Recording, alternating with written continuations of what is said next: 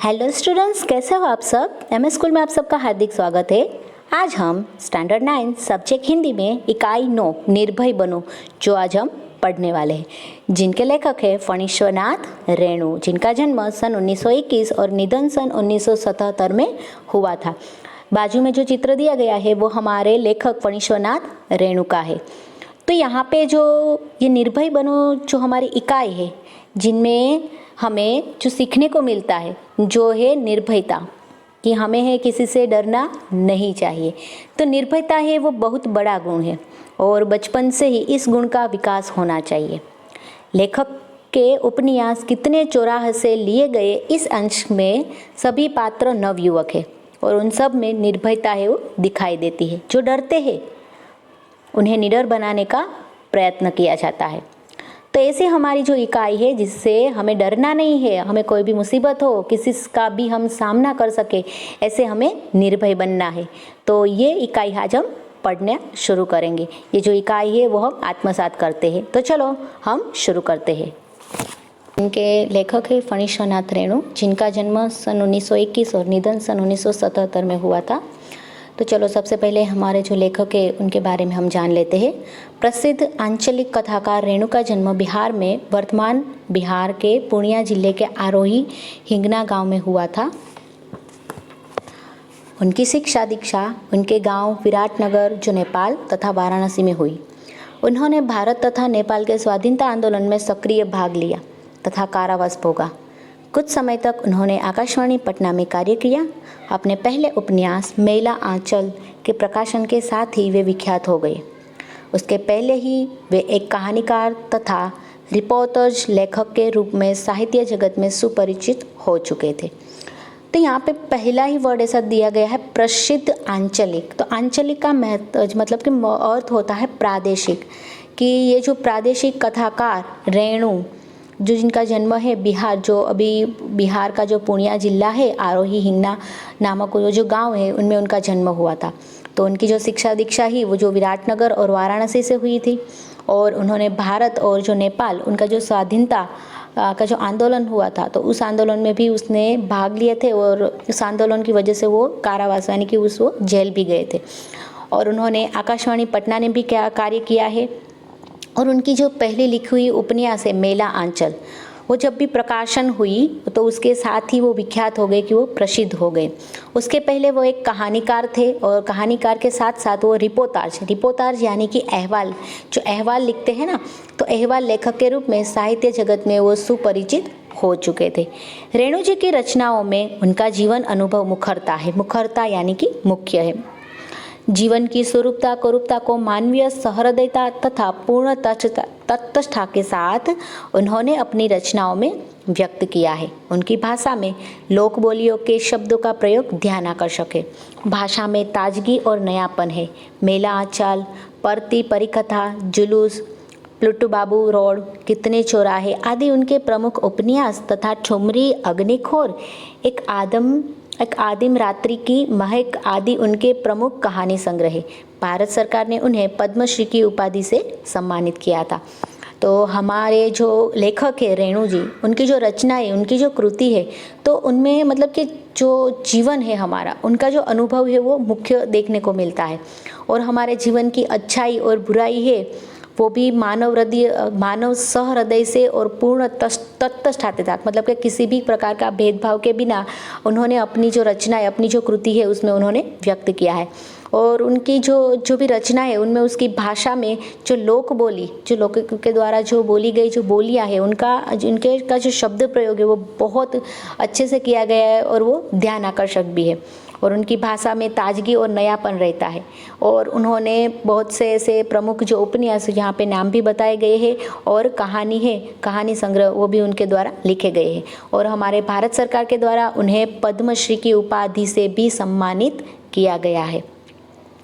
यह अंश उनके उपन्यास कितने चौराहे के 7वां प्रकरण से लिया गया है।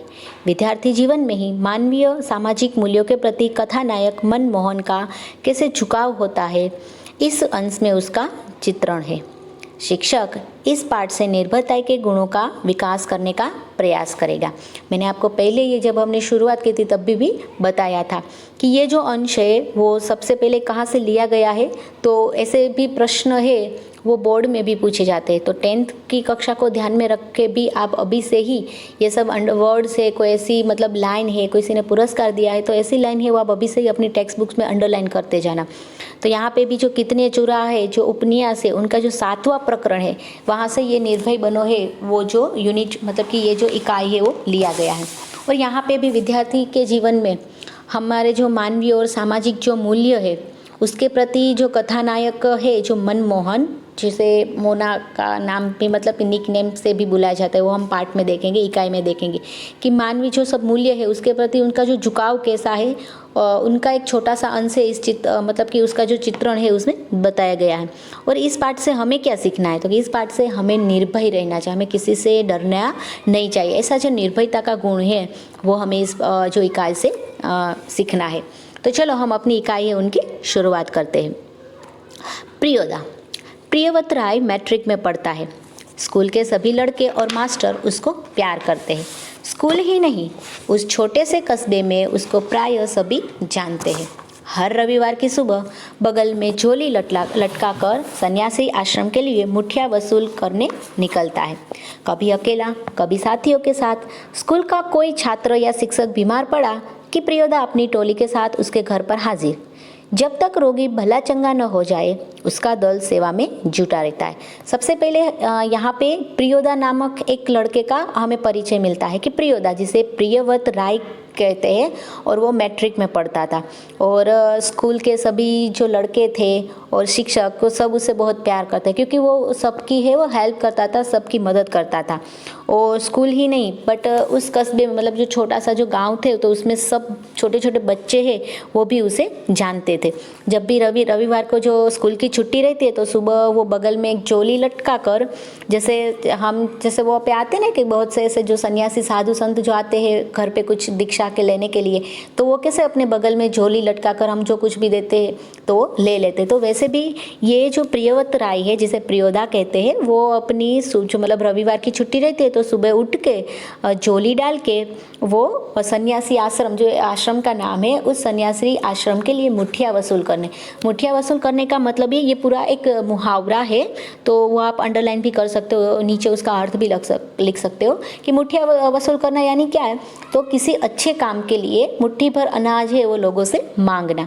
तो ऐसे हर जगह से वो मुठिया वसूल करने निकलते थे।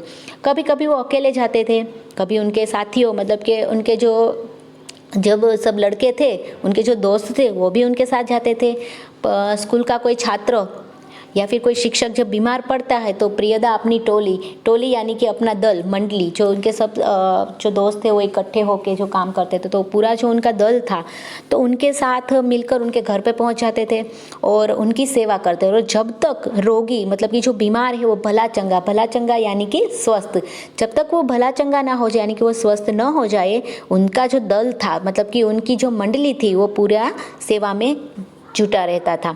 रोबी और कालू प्रियोदा के दल में है। उन लोगों ने मनमोहन को भी अपने साथ प्रियोदा के दल में शामिल कर लिया।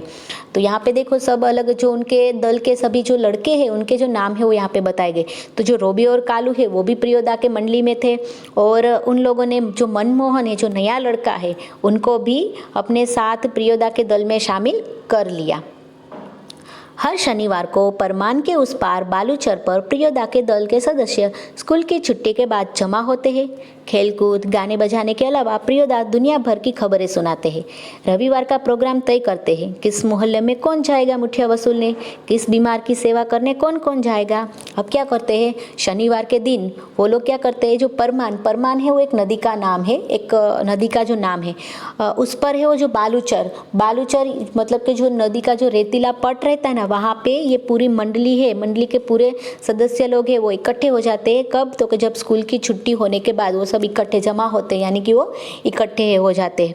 फिर वहाँ पे सब खेलते हैं, कूदते हैं, गाने बाने बजाते हैं। और उसके अलावा भी जो प्रियोदा है वो दुनिया भर की जो खबरें हैं, दुनिया भर की जो माहिती है, जो बातें हैं वो बताते हैं। और फिर रविवार के दिन क्या करना है, ऐसा जो मतलब कौन सा प्रोग्राम करना है, क्या कौन सी ऐसी जो प्रवृत्ति है वो करनी है, तो उनका जो प्रोग्राम है वो भी तय करते हैं, जैसे कि किस मोहल्ले में कौन जाएगा मुठिया वसूल करने। मुठिया वसूल करने मैंने आपको बताया था ना कि कोई भी अच्छा काम करने के लिए मुट्ठी भर अनाज है वो लोगों से मांगना, तो वो कौन लेने जाएगा। फिर कोई बीमार रहेगा तो उनकी सेवा कौन कौन करने जाएगा। तो ऐसी वैसी बातें हैं वो बालूचर पर होती थी। उस दिन मनमोहन का परिचय देते हुए कालू ने कहा था, प्रियोदा, यह मोना मनमोहन खूब तेज लड़का है, क्लब का सदस्य होना चाहता है। प्रियोदा ने मनमोहन के सिर से पैर तक देखकर पूछा था, भारतवर्ष के ऐसे एक आदमी का नाम लो जिसे लोग भगवान का अवतार समझते हैं। अब क्या होता है कि उसी दिन जब सब इकट्ठे हुए थे शनिवार के दिन, तब मनमोहन का परिचय देते हुए कालू है वो बताता है कि यह मोना, मतलब कि पूरा नाम उसका मनमोहन है, बहुत तेज लड़का है और वो हमारे क्लब का सदस्य होना चाहता है। तो सबसे पहले प्रियोदा है वो मनमोहन को सिर से पैर तक देखना। सिर से पैर तक देखना मतलब कि उसको अच्छी तरह से देखना, भली भांति वो देखकर फिर उसे पूछता है कि भारतवर्ष के एक ऐसे आदमी का नाम लो जिसे भगवान का अवतार समझते हैं। तो जो मनमोहन है उसने आंसर दे दिया, महात्मा गांधी। ठीक है, तुम पढ़ लिख कर क्या बनना चाहते हो, प्रियोदा का दूसरा सवाल। मनमोहन चुप रहा, फिर बोला वकील। सभी ठठाक कर हंसे, लेकिन प्रियोदा गंभीर ही रहे। बोले ठीक है, बीमार लोगों की सेवा करना जानते हो, सीख लेंगे, शाबाश। यदि रोगी हैजा से पीड़ित हो। मनमोहन चुप रहा क्योंकि हैजा के नाम से उसे डर लगने लगा था। गाना जानते हो, जी हाँ। तैरना, तो आंसर देता है जी नहीं। अब क्या होता है, जब उसको पहला प्रश्न है वो प्रियोदा है वो मनमोहन को प्रश्न पूछता है, तो उसे कहते हैं कि भारतवर्ष के ऐसे एक आदमी का जो भगवान का अवतार माना जाता है, तो उसे तुरंत ही मनमोहन जो यानी मोना उसने आंसर दे दिया कि महात्मा गांधी। तो कहते हैं कि ठीक है। फिर प्रियोदा उसे दूसरा सवाल कहते हैं कि तुम पढ़ लिख कर क्या बनना चाहते हो। तो थोड़ी देर तो मनमोहन है वो चुप रहा, फिर वो बोलता है कि मैं वकील है वो बनना चाहता हूँ। तो सभी ठठाकर हंसे, मतलब कि वो जोर जोर से हंसे, पर फिर भी उस समय भी प्रियोदा है वो एकदम गंभीर रहे, वो हंसे नहीं थे। फिर वो बोलते हैं कि ठीक है। फिर वो मतलब आगे उसको प्रश्न पूछते हैं कि आप क्या बीमार लोगों की सेवा करने जानते हो। तो मोना ने उत्तर दिया कि मैं सीख लेंगे। तो वो बोलता है कि शाबाश। फिर उसे कहते हैं कि अगर जो रोगी है, जो बीमार है, वो हैजा यानी कोलेरा, ठीक है, तो कोलेरा से पीड़ित होगा तो मनमोहन चुप रहा। क्यों चुप रहा, क्योंकि हैजा के नाम से मतलब कोलेरा के नाम से उसे डर लगने लगा था। फिर पूछते हैं उसे गाना जानते हो, तो वो कहता है जी। फिर उसे पूछते हैं कि तैरना, तो वो आंसर देता है कि जी नहीं। प्रियोदा ने सूर्य नारायण नामक सदस्य से कहा, सूरज मोना को तैरना नहीं जानता, सीख जाएगा, एक दिन उठाकर पानी में फेंक दूंगा, खुद तैरने लगेगा। अब जब उसे लास्ट मतलब जो प्रश्न पूछा था कि आप तैरना जानते हो, तो उन्होंने मतलब कि मोना ने मना कर दिया कि जी नहीं। तो प्रियोदा है वो सूर्य नारायण नामक जो उसके क्लब का ही मतलब मंडली का ही एक जो सदस्य था उसे कहते हैं कि सूरज देखो, मोना है उसको तैरना नहीं आता।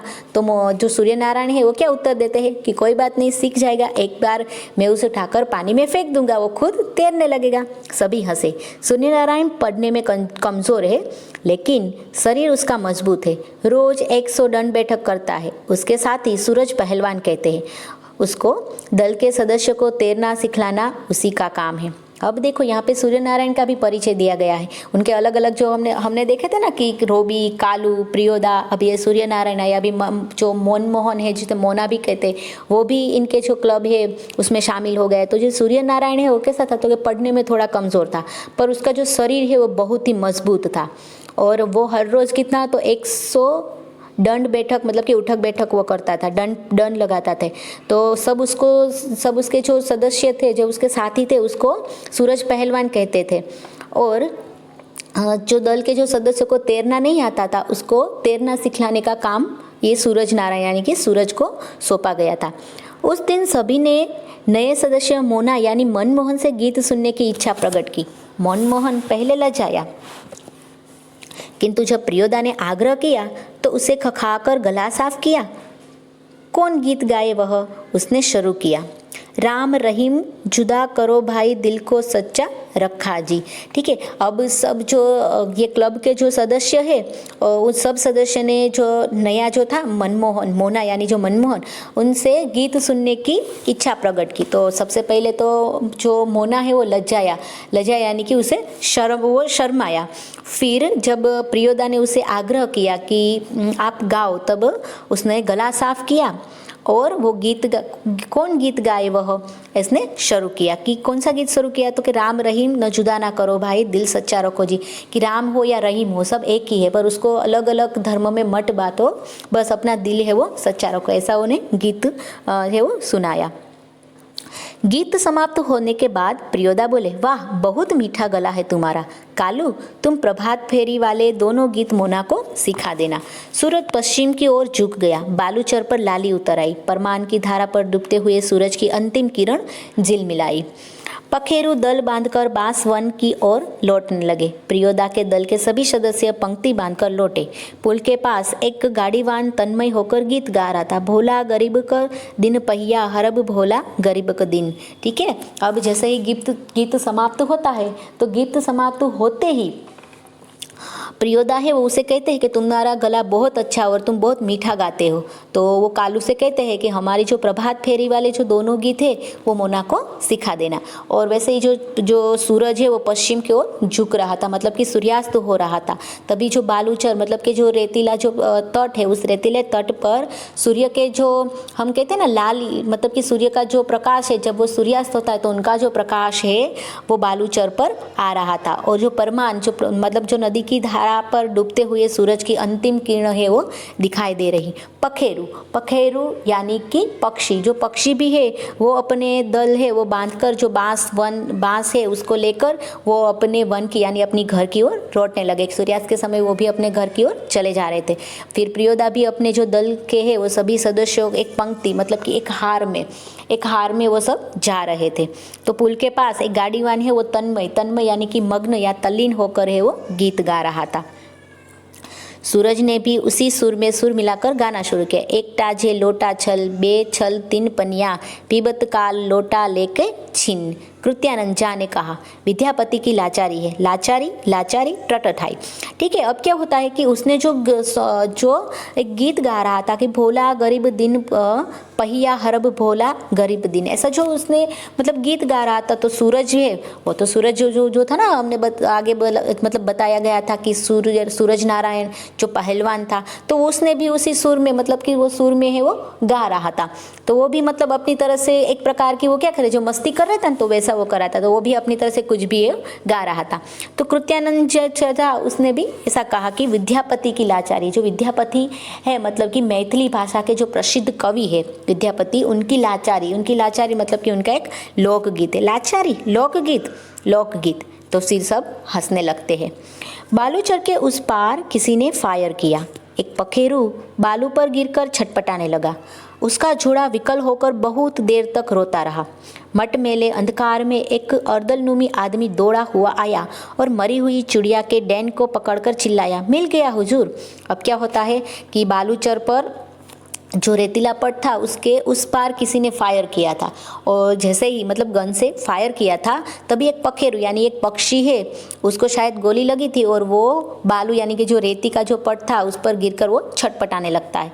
और उनका जो जोड़ा था वो विकल यानी कि व्याकुल होकर बहुत देर तक है वो रोता रहा। मतलब कि जो दो पैर में थे, उनका जो जोड़े में थे, तो एक को जो मतलब फायर किया था उसके हिसाब से उसे लगा था, तो वो गिरकर है वो बालू यानी कि जो रेतीले पट थे उस पर पड़ा था। तो दूसरा है वो व्याकुल होकर दुखी होकर रो रहा था। मटमेले मतलब कि थोड़ा सा मतलब कैसे हम एक दूसरे को देख सके, ऐसे जो अंधकार है उस अंधकार में एक अर्दलनुमी एक अफसर का जो नौकर है, जो आदमी है मतलब वो नौकर है वो दौड़ा हुआ आता है, और जो मरी हुई चिड़िया का डैन मतलब कि जो पंख है वो पकड़कर चिल्लाता है और कहता है कि देखो हुजूर मिल गई। इब्राहिम बोला, सब डिप्टी साहब का अर्दिल है, साला भारी खचड़ा है। तो जो ये है पे जो चिड़िया मर गई थी उसको उसके हाथ से लेकर वो कहता है कि देखो कि मिल गया। तो इब्राहिमी है वो गुस्से में बोल देते कि ये सब किसके हैं, तो कि सब डिप्टी साहब का अर्दिल, अर्दिल यानी कि अफसर का नौकर है। साला भारी खचड़ा है। साला यानी कि एक प्रकार का जो अपशब्द ही हम कह सकते कि भारी खचड़ा, खचड़ा यानी कि मूर्ख या अंगड़ेबाज है, तो ऐसा वो बोलने लगता है। प्रियोदा के मुंह से अचानक निकला हॉल्ट। ठीक है, जब भी इब्राहिम ने ऐसे बोला कि साला भारी खचड़ा यानी कि साला बहुत मूर्ख है, तो साला जो वर्ड है वो एक प्रकार का अपशब्द है, तो इसीलिए प्रियोदा के मुंह से अचानक से ही उसने बोल दिया कि हॉल्ट यानी कि रुको। तब इब्राहिम को अपनी गलती का एहसास हुआ। दल का नियम है कोई सदस्य किसी किस्म का अपशब्द या गाली मुंह से नहीं निकालेगा। इब्राहिम ने तुरंत सिर झुकाकर दल के नायक प्रियोदा और सदस्यों से माफ़ी मांगी। बात यह है कि साले ने, ठीक है, अभी जब भी प्रियोदा ने ऐसा बोला कि हॉल्ट यानी कि रुको, तब भी इब्राहिम को अपनी गलती समझ में आ गई, क्योंकि उनका जो दल है, मतलब कि उनकी जो मंडली है, उनमें एक ऐसा नियम था कि कोई भी सदस्य मतलब दल का कोई भी व्यक्ति हो, वो कोई भी तरह का अपशब्द यानी कि कोई बुरा शब्द या गाली है वो अपने मुंह से नहीं निकालेगा। और तभी इब्राहिम सिर झुकाकर मतलब से शर्मिंदा होकर दल के जो नायक है प्रियोदा और सब सदस्य से माफ़ी है वो मांगी। फिर वह फिर वही बात वो करता है कि बात यह है कि साले ने फिर भी उसने अपशब्द बोला तो सभी हंसे। प्रियोदा ने गंभीर होकर कहा, इब्राहिम यह तुम्हारी 8वीं गलती है, 10 होते ही हम तुम्हारे साथ नहीं रहेंगे। इब्राहिम ने पूछा, लेकिन सरकारी अफसरों को गाली देने में क्या हर्ज है? तुम्हारा मुंह खराब होगा, उनका कुछ भी नहीं बिगड़ेगा। मगर वे जो गाली देते हैं वे ही क्यों, बहुत लोग गालियाँ बकते हैं। अब क्या होता है, जब उसने फिर से जब उसने कहा कि साले ऐसा कई का वर्ड उसने फिर यूज़ किया तो सभी लोग हंसने लगे, पर फिर भी प्रियोदा थे वो गंभीर थे। उन्होंने इब्राहिम से कहा कि ये आपकी 8वीं गलती है, अब 10 होते ही हम आपको जो है वो आपको दल में से निकाल देंगे, हम आपके साथ नहीं रहेंगे। तो फिर इब्राहिम उसे कहते हैं, लेकिन जो सरकारी अफसर है जो गलती करते है उसको गाली देने में क्या हर्ज है, उसको गाली देने में कौन सी आपत्ति है, कौन सा नुकसान है? तो प्रियोदा है वो आंसर देता है कि आपका ही मुंह खराब होगा, उन लोगों का तो कुछ नहीं बिगड़ा। अगर हम कुछ बुरा बोलेंगे, हम गाली देंगे तो हमारा ही मतलब मुंह खराब होगा, उनको कुछ नहीं होगा। वो फिर बोलता है कि मगर वे जो गाली देते हैं मतलब वो भी ऐसा बुरा अपशब्द तो बोलते ही है, वे ही क्यों, बहुत लोग गालियाँ बकते। तो वो कहते हैं कि वो अकेले नहीं, मतलब बहुत से ऐसे लोग हैं वो गालियाँ बकते हैं। नहीं प्रियोदा, आप इब्राहिम को नहीं समझा सकेगा, वह महीन बात देरी से बुझता है, मैं समझा देता हूँ। देखो इब्राहिम, यदि क्लब का मेंबर रहना हो तो उसके रूल्स को मानना होगा। नियम है कि कोई सदस्य आपस में बातचीत के सिलसिले में भी कोई खराब शब्द नहीं बोलेगा, जानते हो ना? बस बात ख़त्म। जब प्रियदा और इब्राहिम जब बात कर रहे थे तब कहते हैं कि इब्राहिम है वो आपकी बात नहीं समझ सकेगा, क्योंकि तो कि वह महीन बात यानी कि छोटी सी बात, मतलब सूक्ष्म बात है, वो बहुत देरी से समझता है और मैं उसे समझा दूंगा। और फिर वो समझाते हैं कि देखो इब्राहिम, अगर आपको मंडली है, हमारा जो दल है उसका आप सदस्य रहना चाहते हो तो हमारे जो मतलब कि रूल्स है, हमारा जो नियम है वो सबको मानना पड़ेगा। और हमारा नियम ये भी है कि कोई भी सदस्य आपस में बातचीत मतलब कोई भी बातचीत हो, कोई भी मतलब किसी भी टॉपिक पे बातचीत हो तो आप खराब मतलब कि अपशब्द है वो नहीं बोलेंगे, जानते हो ना? फिर कहते हैं बस यहाँ से बात ख़त्म। सहुआइन धर्मशाला के पास आकर सभी ने एक दूसरे से विदाई ली। कालू ने कहा, मोना तू रास्ते में डरेगा, मैं जानता हूँ, चल मैं पहुँचा दूंगा। फिर ऐसे ही सब बातें करते करते सहुआइन धर्मशाला उसके पास आके सब एक दूसरे को विदाई लेते, मतलब कि सब एक दूसरे से अलग होते। तभी कालू है वो जानता है कि मोना है वो रास्ते में डरेगा, तो वो मोना से कहता है कि मैं जानता हूँ कि तुम रास्तों में डरोगे, तो चलो मैं तुम्हें पहुँचा दूँ। प्रियोदा ने कहा, मोना डरता है, मैं उसे पहुंचा दूंगा, तू घर जा कालू। ठीक है, तो ये जब मतलब कि वो कालू ने ऐसा कहा कि मैं तुझे पहुंचा दूंगा, तू डरता है इसलिए, तो प्रियोदा कहते हैं कि अगर मोना डरता है तो मैं उसे पहुंचा दूंगा, तू घर जा। रास्ते में प्रियोदा चुप रहे, एक सुनी जगह पर आकर रुक गए। सड़क के दोनों ओर बड़े बड़े पीपल के पेड़, दोनों ओर बहुत दूर तक खंडहर और मैदान। पास एक उजड़े हुए मकान की ओर इशारा कर प्रियोदा ने कहा, जानते हो इस घर में कभी मुर्दों की चीड़फाड़ होती थी, पोस्टमार्टम हाउस था यह, इसीलिए लोगों को डर है कि आसपास के पेड़ों पर भूत पिशाच किलकिल करते रहते हैं। मैदान में प्रेतियाँ नाचती रहती है, संतालियों की तरह झुंड बांधकर। क्यों? डरने लगे। अब क्या करते हैं, रास्ते में थोड़ी देर के लिए प्रियोदा है वो चुप रहे, फिर एक सुनी, मतलब कि एक निर्जन जगह आकर वो रुक गए। और जहाँ पे मतलब रुके थे तो वहाँ पे दोनों साइड बड़े बड़े पीपल के पेड़ थे और दोनों बहुत दूर तक खंडहर और मैदान था। खंडहर यानी कि मतलब कि आसपास ऐसा कुछ नहीं है, जो पुराना जो मकान जिसे कहते हैं तो वैसे मतलब मैदान और पुराना मकान वही था। और उसके पास एक उजड़े हुए मकान की ओर, उजड़ा यानी कि खंडहर था, उस मकान की ओर इशारा करता है प्रियोदा और कहते हैं कि ये जानते हो कि क्या है, यहाँ पे मुर्दों की चीड़फाड़ होती है। मतलब कि जो शव है वो शव की चीड़फाड़ करते हैं, जिसे पोस्टमार्टम हाउस है वो कहते थे। मतलब कि यहाँ पे क्या था, तो कि यहाँ पे पोस्टमार्टम हाउस था, इसीलिए लोगों को डर है। और सब लोग को मतलब कि एक प्रकार का जो डर है कि जिसे ये जो पोस्टमार्टम हाउस था वहाँ से सब मतलब कि जो भूत पिशाच है वो आसपास के पेड़ों पर किलकिल करते रहते। और मैदान है, उस मैदान में तो प्रेतनियाँ भूतनियाँ है वो नाचने लगती है। और संतालिया यानी कि एक आदिवासी जाति, तो और ये जो आदिवासी जाति की जो सब है वो सब मिलके एक झुंड बनाकर नाचते रहते हैं। क्यों? डरने लगा। और वो कहते हैं, अकेले यहाँ आ सकते हो? जी नहीं, प्रियोदा हंसे बोले। देख मोना, भूत प्रेत ऐसे आदमी को कभी नहीं तंग करता जो 10 का काम करता हो। तुम्हारी उम्र में तो मैं भी डरता था। मेरे गुरु महाजन ने मुझसे हंसकर कहा था कि 10 का काम करने वाला तो खुद भूत होता है, उसको भूत क्या कर सकता है। चलो शुरू करो। तो वह गाना राम रहीम ना मनमोहन गाने लगा। राम रहीम ना जुदा करो भाई, दिल को सच्चा रखे जी। ठीक है, अब उसको समझाते हैं कि प्रियोदा को मतलब उसे पूछते हैं कि तुम यहाँ पे अकेले आ सकते हो? तो मोना है वो डर जाता है और बोलता है कि जी नहीं। तो प्रियोदा हंसे और कहते हैं कि देखो, भूत प्रेत है वो ऐसे आदमी को तंग नहीं करता, कि ऐसे आदमी को परेशान नहीं करता जो 10 का काम करता है। और तुम्हारी जो उम्र है उस उम्र में मैं भी डरता था, तो मेरे जो गुरु महाराज है उसने मुझे समझाया और उस हंस के मुझे कहा था कि जो 10 का काम करता है वो तो खुद ही भूत होता है, और भूत को क्या डरना, और उसको भूत क्या कर सकता है। मतलब कि उसके मन में से जो डर है वो उसे मतलब कि वो निकालना चाहता था, इसीलिए उसे कहते हैं कि चलो अब शुरू करो वह गाना। तो उसने जो उस समय जो गाना गाया था वो गाना उसे फिर से उसे गवाते हैं और मनमोहन है वो गाने लगते हैं कि राम रही न जुदा ना करो, दिल को सच्चा रखो जी।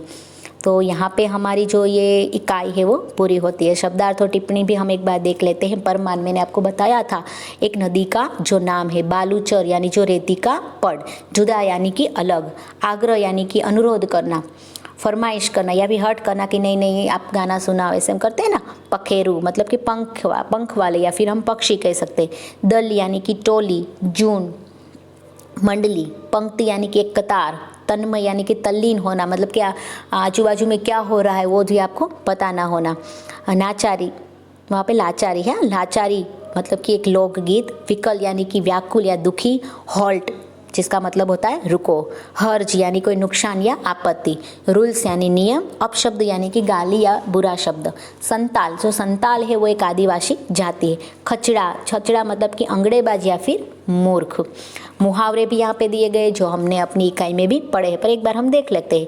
मुठ्ठियाँ वसूल करना या मतलब कोई अच्छे काम करने के लिए मुट्ठी भर अनाज की भीख मांगना। भला चंगा यानी कि स्वस्थ होना। सिर से पैर तक देखना यानी भली भांति देखना। और महीन बात मतलब कि छोटी सी बात, सूक्ष्म बात जिसे कहते हैं। तो यहाँ पे हमने अपनी जो इकाई है वहाँ से हमें वही मूल्य है वो सीखने को मिलता है कि हमें छोटे से मतलब हम छोटे ही हो तब से हमें किसी की बात मतलब कोई भी बात से डरना नहीं चाहिए। अगर हमें कोई भी परिस्थिति है तो उसका हमें डटकर है वो सामना करना चाहिए।